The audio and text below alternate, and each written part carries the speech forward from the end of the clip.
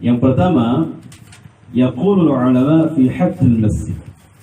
Di sana ada para ulama membicarakan tentang mana batasan masjid. Mana batasan sehingga dikatakan batasan itu ini adalah batasan masjid. Kenapa? Tatkala kita mengetahui batasan masjid, karena itu ada hukum tersendiri. Misalnya hukum jual beli tidak boleh di dalam masjid, atau hukum di sana membicarakan masalah-masalah, kalau bisa ya, itu hanya bicarakan tentang zikrullah, tidak ada bicarakan macam-macam. Tapi kalau bayar hutang boleh nggak itu? Bayar hutang boleh, karena terjadi di zaman Nabi, Rasulullah membayarkan utang kepada orang Yahudi di dalam masjid. Akan tetapi kalau untuk transaksi jual beli, maka tidak boleh. Maka tatkala kita mengetahui batasan-batasan ini, maka kita akan mengetahui tentang hukum-hukum di dalamnya. Maka apa batasan sampai dikatakan masjid? Kalau penulis mengatakan, dan dia mengambil dari ucapan Syekh Shalih Al-Utsaimin tatkala acara Babul Maftuh. Acara Babul Maftuh di sini artinya adanya pertemuan bersama jemaah dengan Syekh Utsaimin, dan di sana ada dilontarkan sesi tanya jawab. Tidak ada ceramah, akan tetapi hanya khusus untuk tanya jawab. Itu namanya kalau di Arab Saudi namanya Babul Maftuh. Di sana pernah dilantarkan, dibicarakan tentang atau ditanyakan tentang batasan masjid. Maka dia mengatakan batasan masjid itu, dikatakan masjid adalah mulai dari pagar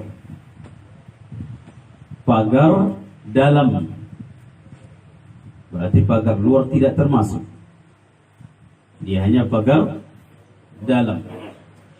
Artinya dari pagar masjid itu, yang di dalamnya itu adalah termasuk bagian masjid. Tapi kalau di luar pagar, maka itu bukan bagian dari masjid. Sehingga kalau misalnya ada kuburan di dalam pagar, maka kita tidak boleh sholat di dalamnya. Tidak boleh kita sholat di masjid itu kalau ada di dalam pagar itu kuburan, apalagi di dalam masjidnya. Di dalam pagar saja, artinya masih di dalam pagar kuburan itu, maka tidak boleh, apalagi dia dalam masjidnya, dan lebih tidak boleh lagi. Bagaimana kalau di luar pagar? Maka sebagian ulama membolehkan, karena itu bukan bagian dari masjid. Akan tetapi sebagian ulama mengatakan untuk kehati-hatian, maka tetap kita mencari masjid yang tidak ada kuburannya, untuk kehati-hatian. Akan tetapi ada ulama yang bolehkan, karena bukan bagian dari masjid. Ini yang pertama. Kemudian yang kedua, termasuk juga bagian adab adalah ijtinabu hudurul masajid liman akala thawban aw basaran, menjauhkan bagi orang yang mau menghadiri masjid, bagi orang yang mau datang ke masjid, baik itu sholat khususnya ya, untuk sholat dengan 5 waktu, maka dia harus menghindari yang namanya makan bawang atau sejenisnya, jengkol dan juga yang lainnya, yang dia sampai menghasilkan bau tidak sedap. Apalagi nanti tatkala sholat akan tersiksa tetangga kita, apalagi waladhdallin. Amin. Kecium nak poti aja kan itu, durian itu. Maka bagaimana caranya? Sebelum kita masuk ke masjid, sebelum kita pergi ke masjid untuk sholat, maka harus hilangkan itu. Di antaranya adalah gosok gigi atau siwak. Pakai siwak. Dan bahkan disebutkan dalam hadis, man akala thawman aw basaran falyatazilna aw qala falyatazil masjidana. Siapa yang makan bawang, dahulu memang orang Arab itu suka kali makan bawang bombay itu. Bahkan tatkala orang syekh datang ke kampus itu, dibuat tuh makan bawang bombay itu, makan mentah-mentah gitu. Dirici, kemudian bawang bombay itu dicampurkan ke mana, ke roti mereka, itu langsung dimakan. Maka pantaslah kata Nabi SAW, siapa yang makan bawang, maka jangan langsung mendekati masjid kami. Maka tidak boleh dia mendekati masjid kami, kata Nabi SAW. Dan ini merupakan larangan. Walaupun memang khilaf di kalangan para ulama, larangan di sini apakah jatuh hukumnya haram atau hanya sebatas makruh. Di sini hukumnya sebatas makruh. Akan tetapi makan bawang, makan pete atau jengkol, makruh hukumnya tatkala mau datang ke masjid. Tapi kalau tidak pergi ke masjid, itu mubah, itu bukan makruh hukumnya. Itu mubah, boleh. Kapan memakan seperti itu hukumnya makruh? Tatkala kita mau datang ke masjid. Maka supaya jangan jatuh hukum makruh, hilangkan itu dulu, baru kita datang ke masjid untuk sholat. Paham ini ya? Sampai kata Nabi SAW, jangan dekati masjid kami. Jangan tinggalkan masjid kami. Jangan dia datang ke masjid kami, kata Nabi SAW. Ini larangan. Sangat larangan. Berarti larangan keras. Apalagi misalnya ikhwan pada waktu sholat subuh. Makanya disunnahkan bagi kita untuk kumur-kumur, itu juga mengurangi kumur-kumur. Makanya Nabi SAW luar biasa di dalam menjaga kebersihannya. Bahkan tatkala setiap Rasulullah itu mau berwudu, dia bersiwak. Dan bahkan kata Nabi SAW, laula an asyqa ala ummati, kalau tidak memberatkan umatku akan kuwajibkan mereka untuk bersiwak sebelum berwudu. Akan tetapi itu tentu memberatkan kita. Makanya sampai sunnah, hukumnya sunnah. Dan bahkan subhanallah, Rasulullah itu adabnya sebelum masuk ke pintu, sebelum masuk ke dalam rumah, di depan pintu Rasulullah pakai siwak. Rasulullah pakai siwak terlebih dahulu. Supaya apa? Supaya istri-istrinya tidak mencium bau dari mulut Rasulullah SAW. Luar biasa menjaga kebersihannya. Demikian juga bangun dari tidur, yang pertama kali diambil Rasulullah adalah siwak. Bangun dari tidur. Makanya ini sunnah sekali memang siwak ini. Kalau kita tidak dapatkan siwak, boleh dikatakan oleh para ulama seperti ulama-ulama fikih, itu nisbat kepada gosok gigi. Di antara juga ada di dalam datang kita ke masjid ini, istihbabul masyi ila shalah bi khusyu' wa sukun wa tama'ninah. Disunnahkan bagi kita untuk berjalan kaki menuju masjid untuk sholat. Bagaimana jalannya? Dengan tama'ninah, khusyuk. Jadi tidak boleh kita jalan tergesa-gesa, cepat-cepat. Apalagi sudah Allahu Akbar kata imam, kita cepat-cepat. Maka tidak boleh. Maka kita harus berjalan dengan tenang-tenang, dengan santai, dengan khusyuk, dengan sakinah. Bahkan disebutkan dalam riwayat Rawah Al-Bukhari dan Muslim, dan disebutkan dalam hadis Al-Bukhari dan Muslim, tatkala Rasulullah itu lagi sedang sholat, tiba-tiba Rasulullah mendengarkan telapak kaki atau sandal. Karena mau cepatnya mereka, karena mereka lagi sedang masbuk, Maka karena cepatnya mereka ingin supaya jangan sampai Rasulullah itu ruku, maka mereka cepat kedengaran Rasulullah suara kaki mereka kedengaran. Ada terkadang kita lihat berlari lagi dia. Habis duduk berlari terus. Ini tidak boleh ya. Disunahkan itu tamanina khusyuk, bahkan berjalan dengan kekhusyukan. Maka didengar oleh Rasulullah. Maka apa kata Rasulullah? Ma sya'nukum? Apa suara tadi ya? Suara apa tadi? Karena cepatnya kedengaran suaranya. Qalu ista'jalna ila shalah. Maka kami cepat-cepat ya Rasulullah. Tergesa-gesa ya Rasulullah. Faqala fala taf'alu, jangan kalian lakukan seperti itu lagi. Idza ataytumus shalah fa'alaikum bis sakinah.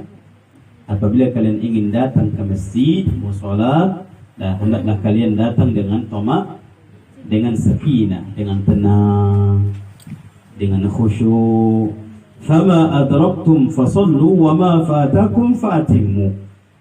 Kalau dapat kalian masih ruku, maka ruku, dan itu masih satu rakaat, boleh. Belum luput dia, belum dia dikatakan luput dari rakaat pertama, belum.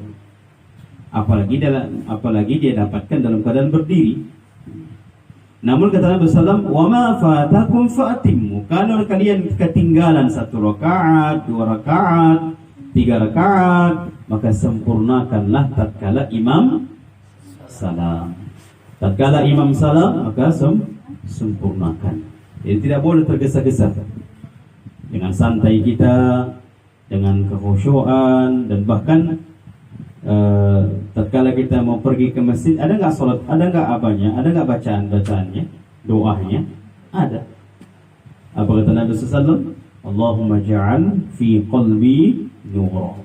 Ya Allah, jadikanlah hatiku cahaya. Jadikanlah dalam hatiku cahaya. Waj'al fi lisani nura, lisan kita minta cahaya. Waj'al fi sam'i nura, pendengaran kita. Waj'al fi basari nura, mata kita. Waj'al khalfi nura, belakang kita. Wa amami nura, depan kita cahaya. Waj'al min fawqi nura, di atas kita, dari atas kita. Wa min tahti nura, dari atas, dari bawah kita. Allahumma wa'azim li nura, dan besarkanlah, agungkanlah, atau buatkanlah cahaya itu cahaya yang besar. Jadi ikhwan menjelaskan bagi kita, datang kita ke masjid itu dengan tenang, dengan sakinah, dengan kekhusyukan, dan bahkan kalau kita hafal doanya, kita baca doa ini. Baik.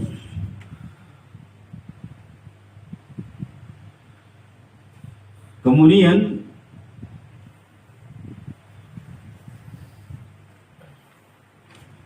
dikatakan oleh penulis, ayyudkhil al-masjid birijlihi al-yumna. Tatkala kita masuk ke masjid, maka pakai kaki apa kita? Kanan. Pakai kaki kanan. Tatkala masuk ke dalam masjid. Kemudian membaca doa, wa yaqul, kemudian baca doa, Allahumma salli wa sallim ala Muhammad wa ala ali Muhammad. Allahumma aftah li abwaab rahmatik. Allahumma aftah li abwaab rahmatik. Jadi diawali dengan Allahumma salli wa sallim ala Muhammad wa ala ali Muhammad. Baru kita baca Allahumma aftah li abwaab rahmatik. Ya Allah, bukakanlah pintu rahmatmu. Ini kita baca doanya tatkala kita masuk ke dalam masjid dengan kaki sebelah kanan. Yuqaddim rijlil yusra fil khuruj. Tatkala kita keluar dari masjid, maka kita dahulukan kaki kiri. Wa yaqul, kemudian membaca doa, Allahumma salli wa sallim wa ala Muhammad. Allahumma salli wa sallim ala Muhammad wa ala ali Muhammad. Sama ya? Sama yang masuk tadi. Allahumma salli ala Muhammad wa ala Allahumma salli wa sallim ala Muhammad wa ala ali Muhammad. Kemudian Allahumma inni as'aluka min fadlik. Allahumma inni as'aluka min fadlik. Ya Allah, aku mohon kepadamu ya Allah dari anugerahmu, dari keutamaanmu. Ya, dari situ. Jadi pertama kita minta masuk ke masjid itu minta rahmat Allah, dibukakan rahmat Allah bagi kita karena kita masuk ke dalam rumah yang dirahmati. Makanya Allah ya ikhwan tidak akan masuk ke dalam masjid itu kecuali orang-orang yang dirahmati. Kalau orang-orang yang jauh dari rahmat, mustahil dia masuk ke masjid. Mustahil, kecuali dia bertaubat atau kecuali dia kecuali dia bertaubat baru dia ke masjid. Orang-orang yang jauh dari rahmat Allah tak akan mungkin dia masuk ke masjid. Tidak akan mungkin.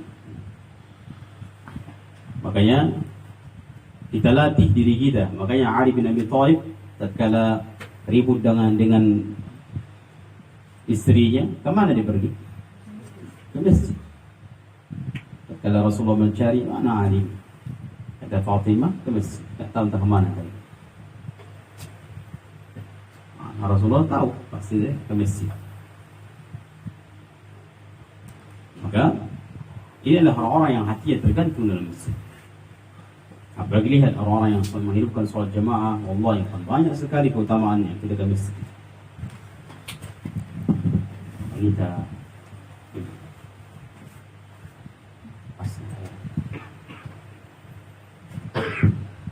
apalagi tatkala kita mau salat, apa kata Nabi SAW? Ini disebutkan dalam kitab Riyadhus Shalihin, juga disebutkan dalam kitab At-Targhib wa Tarhib. Satu langkah saja, seperti kita sebutkan tadi, kita pergi ke masjid, disunnahkan kalau agak dekat, kita usahakan pakai jalan, kita dengan jalan kaki, disunnahkan. Walaupun dikatakan Syekh Utsaimin kalau dia pakai kendaraan maka dihitung putaran bannya atau rodanya. Tapi kalau agak dekat maka kita usahakan dengan jalan kaki. Kalau dekat. Kenapa? Dikatakan Nabi SAW, satu langkah itu apa yang Allah berikan? Kata Nabi SAW, satu langkah maka Allah angkat satu derajat bagi dia. Dalam satu langkah itu Allah angkat derajat. Bahkan disebutkan dalam hadis lain, sebelum kaki kanannya itu tatkala melangkahkan, kaki kanan kita angkat. Sebelum kaki kanannya itu kandas ke atas bumi, maka Allah angkat derajatnya, Allah hapuskan satu keburukannya, dan Allah berikan satu kebaikan. Itu belum kandas kakinya.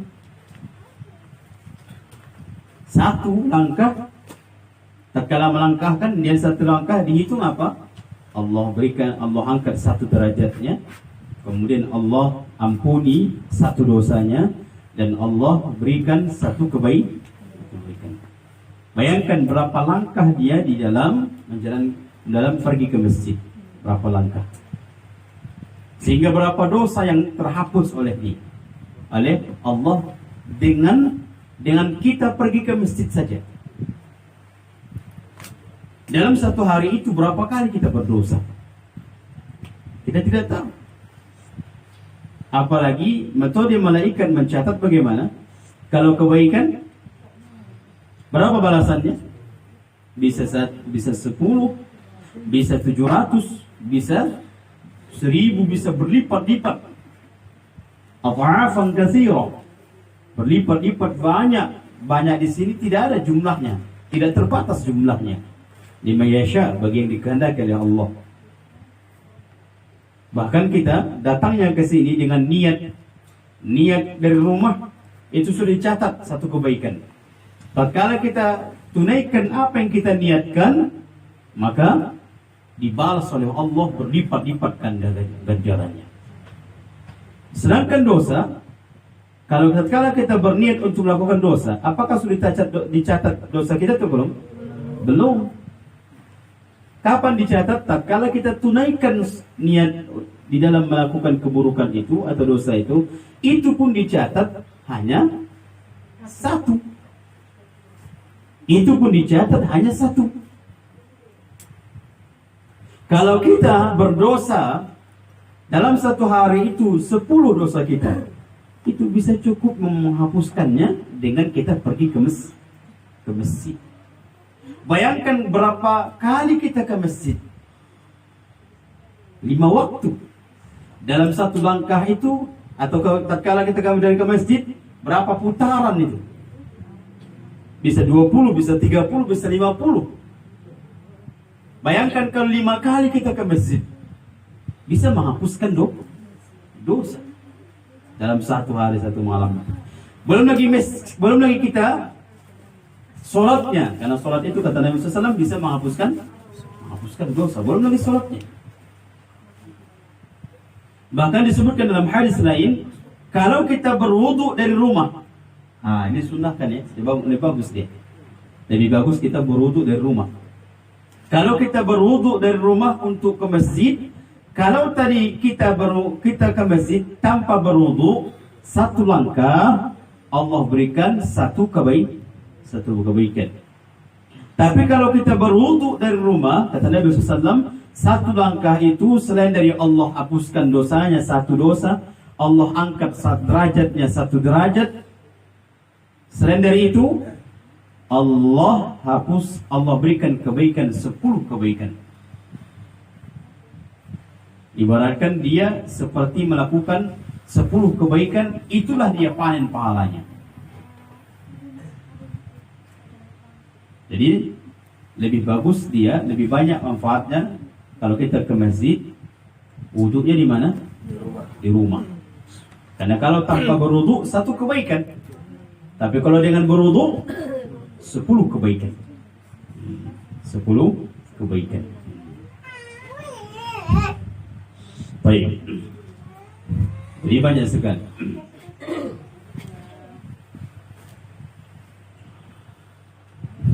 Jadi doanya ketika kita masuk ke masjid, Allahumma salli wa sallim ala Muhammad wa ala ali Muhammad, Allahumma iftah li abwaab rahmatik. Kalau kita keluar setelah Allahumma salli wa sallim ala Muhammad wa ala ali Muhammad, Allahumma inni as'aluka min fadlik. Ini doa-doa seperti ini kalau bisa kita amalkan ya. Apalagi pendek doanya. Kemudian adab juga kita ketika masuk ke masjid atau berada di dalam masjid, ada tahiyatul masjid 'inda dukhulihi. Kita melakukan salat, menunaikan salat tahiyatul masjid ketika masuk ke dalamnya. Ini namanya salat tahiyatul masjid. Apa kata Nabi SAW? Idza dakhala ahadukumul masjid falyarka' raka'atain qabla an yajlisa. Apabila di antara kalian ingin masuk ke masjid, maka hendaklah dia rukuk 2 rakaat. Artinya salat 2 rakaat qabla an yajlis, sebelum dia duduk. Baik. Ini sebenarnya luas ikhwan ya pembahasannya. Bagaimana kita kalau masuk salat fardu? Apakah kita tak sempat butuh salat tahiyatul masjid dulu? Tidak. Kata para ulama, dengan kita melaksanakan salat fardu itu juga termasuk penghormatan kita kepada masjid. Maka tidak apa? Karena tidak ada waktu sudah itu kan? Ada waktu lagi. Bagaimana kalau seandainya kita masuk pas waktu azan? Waktu azan berarti ada waktu untuk qabliyah. Qabliyah fardu. Ada orang terkadang dia laksanakan dia tahiyatul masjid kemudian baru qabliyah. Ini bisa nggak dapat, apalagi di tempat kita cepat sekali qomat. Bagaimana solusinya? Maka di sini butuh ilmu. Bisa dalam 2 rakaat itu kita buat atau kita niatkan 3 niat. Bisa. Pertama tahiyatul masjid kita niatkan. Yang kedua qabliyah kita niatkan. Yang ketiga kalau kita baru mengambil wudu maka salat sunnah wudu. Jadi 3 bisa mendapatkan banyak pahala. Kata Imam Nawawi dibolehkan. Bahkan dia mencari selama 20 tahun lamanya apakah boleh atau tidak, maka dia mengatakan dia boleh. Sampai dia mencari bab itu 20 tahun lamanya. Mencari bab itu. Jadi boleh kita menggabungkan 3 niat, 4 niat, akan tetapi tetap amalan sunnah. Nggak boleh sunnah dengan wajib, nggak boleh. Kalau wajib. Tapi kalau sunnah boleh 2, boleh 3 amalan sunnah. Jadi qabliyah kita juga niatkan, tahiyatul masjid juga kita niatkan, sunnah wudu, salat sunnah wudu juga kita niatkan. Ya. Ini sangat dianjurkan sekali. Di mana kalimat dianjurkannya? Berdasarkan dari hadis, "Idza dakhala ahadukumul masjid falyarka'." Ini perintah. Maka hendaklah kalian rukuk. Berarti wajib. Bahkan tatkala Rasulullah berkhutbah, ada orang duduk, maka di tengah-tengah khutbah itu Rasul bertanya, "As-salaita raka'atain?" Apakah engkau sudah salat 2 rakaat? Kata orang ini, "Belum ya Rasulullah." Qum, berdiri, salat 2 rakaat. Ini menunjukkan sangat ditekankan.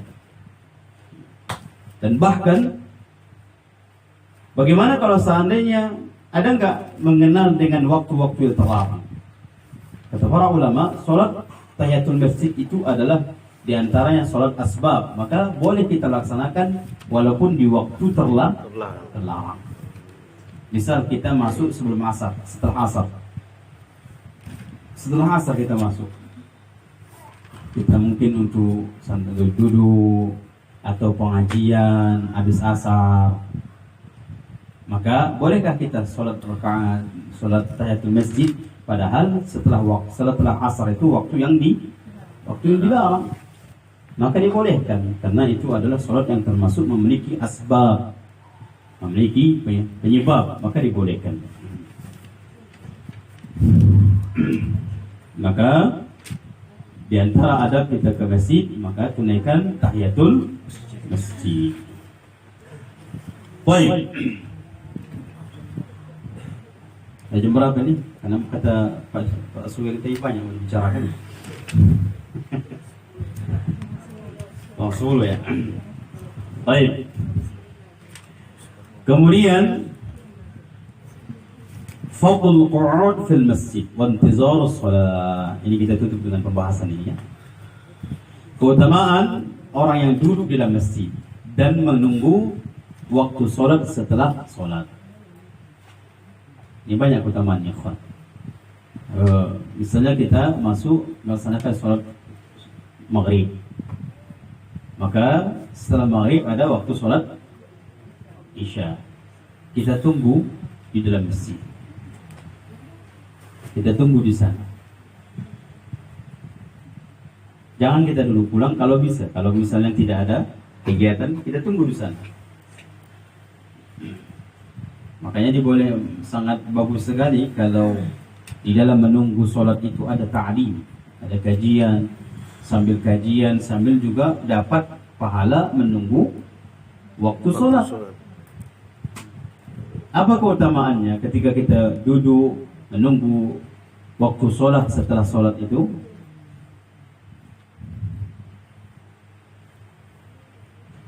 Nabi SAW dalam hadis Imam Al-Bukhari dan Imam Muslim, فَإِذَا دَخَلَ الْمَسْجِدِ كَانَ فِي الصَّلَاةِ مَا كَانَتِ الصَّلَاةِ تَحْبِسُهُ وَالْمَلَائِكَةُ يُصَلُّونَ عَلَى أَحَدِكُمْ مَا دَامَ فِي مَجْلِسِهِ الَّذِي صَلَّى فِيهِ يَقُولُونَ اللهم ارحمه اللهم اغفر له اللهم تب عليه ما لم يؤذي فيه ما لم يحدث. Disebutkan dalam hadis Imam Al-Bukhari dan Muslim, apabila seseorang itu masuk masjid untuk melaksanakan solat, kemudian dia menunggu waktu selanjutnya, solat berikutnya, maka wal malaikatu yusalluna ala ahadikum, maka malaikat itu akan mendoakan mereka madama fi majlisihi alladhi shalla fihi, selagi dia berada di dalam masjid, akan tetapi menunggunya dengan catatan ibadah. Jangan berkumpul, tak dapat tuh keutamaannya. Apalagi di luar kumpul sambil merokok, nggak dapat tuh. Dan tetapi yang dapat adalah tatkala kita isi waktu-waktu kosong itu menunggu masuknya waktu isya atau zuhur ke asar, maka itu yang dapat keutamaannya. Bisa dengan majelis ilmu, bisa dengan membaca, bisa dengan berbincang-bincang tapi bincang-bincang ilmu, bincang-bincang iman, bermanfaat. Bisa dengan baca Al-Quran, bisa dengan perbanyak zikir. Seperti itu yang mendapatkan keutamaan. Tapi kalau dia selain bukan ibadah, tapi bahkan kosong dari ibadah, atau hanya masalah-masalah yang lain, tidak ada ibadah dalam, maka tidak didapatkan. Apa doa para malaikat kepadanya? Allahumma arhamhu, ya Allah rahmati dia. Rahmati dia. Ini siapa yang mendoakan, ikhwan? Malaikat. Doa malaikat ditolak atau dijabah? Dijabah. Malaikat yang mendoakan. Siapa yang doakannya? Kita. Apa yang didoakannya? Allahumma arhamhu, ya Allah rahmati orang ini. Allah, ya kawan, kita ingin sangat berharap dengan rahmat Allah di dunia dan di akhirat. Rahmat Allah, kasih sayang Allah. Betapa banyak Rasulullah menganjurkan kepada kita untuk mencari amalan-amalan yang mendatangkan rahmat Allah. Cari itu. Cari rahmat Allah itu dengan melakukan amalan-amalan kepada Allah.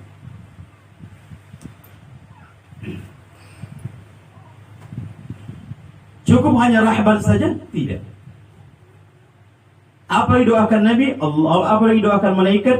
Allahumma ighfir lahu, ya Allah ampuni dosanya. Sudahlah, rahmat didoakannya kepada kita. Kemudian ampunan juga didoakannya. Masya Allah nih. Cukup? Tidak. Allahumma tub alaihi, ya Allah terimalah taubatnya. Tatkala dia bertaubat, maka terimalah taubatnya. Jadi berapa doa Nabi? Berapa doa malaikat? 3. Allahumma ighfir lahu, ya Allah rahmati dia. Allahumma arhamhu, ya Allah rahmati dia. Allahumma ighfir lahu, ya Allah ampuni dosa-dosanya. Allahumma tub alaihi, ya Allah terimalah taubatnya. Akan tetapi di sini disyaratkan ma lam yu'zi fihi ma lam yuhdith. Selagi orang itu yang berada di dalam masjid, selagi mereka tidak berbicara tentang pembicaraan masalah yang lain. Atau dalam riwayat lain atau dalam arti lain, selagi mereka menjaga wudhu wudhu mereka, selagi mereka menjaga wudhu mereka. Hilang konsen Allah.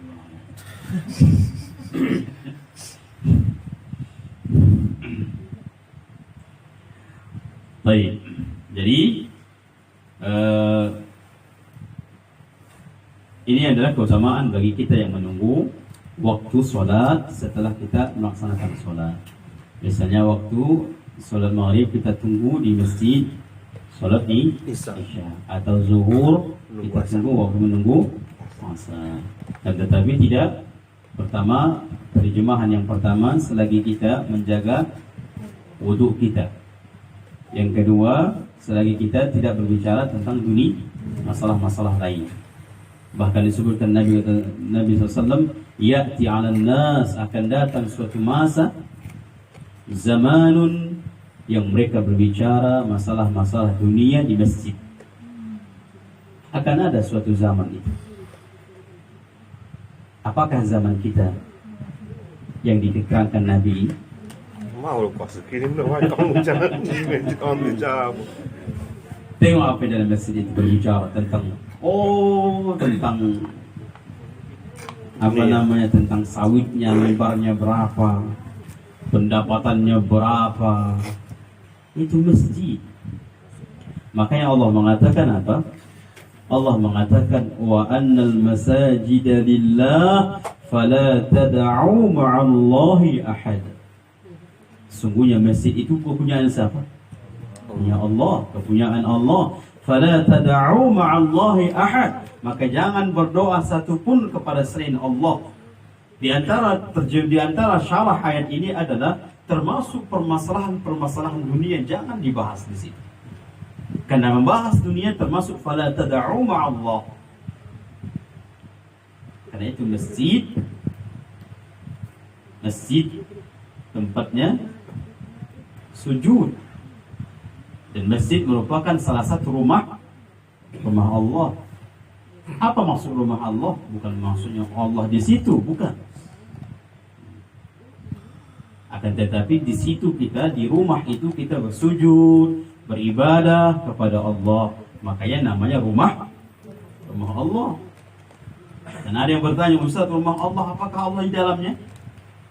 Ini Pak, keliru. Ibaratkan umpamanya rumah apa? Rumah fulan. Si fulan di dalam memang.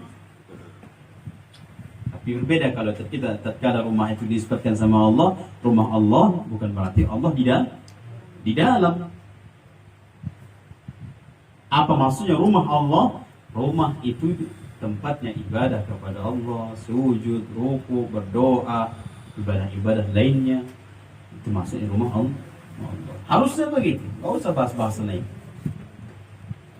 Makanya kalau ingin berbicara menunggu waktu masjid, waktu sholat, yang lain, cari teman-teman yang berbicara yang bagus. Kalau kita duduk bersama orang-orang yang membicarakan dunia, sudah tinggalkan. Karena celaka orang seperti itu. Ada ancamannya. Celaka. Baik. Ini saja yang kami sampaikan. InsyaAllah akan kita lanjutkan pembahasan adab seputar adab ke masjid ini pada pertemuan yang akan datang, kapan yang Allah kabul, Allah pertemuan buat kita. Baik, ini saja. Ada kira-kira yang mau bertanya?